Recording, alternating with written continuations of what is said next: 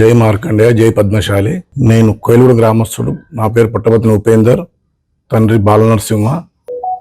మా ఊరి కొండలక్ష్మణ బాపూజీ గారు మా ఊర్లో మొదటి సభ్యత్వం తీసుకుని మా సొసైటీ స్థాపన చేసిండు 1950లో. అది ఆయన మా సొసైటీకి చాలా స్పెషల్గా ఆయన దాన్ని బాధ్యతగా చూసుకొని స్పెషల్గా చూసుకొని దానికి బాగా డెవలప్మెంట్ చేసిండు.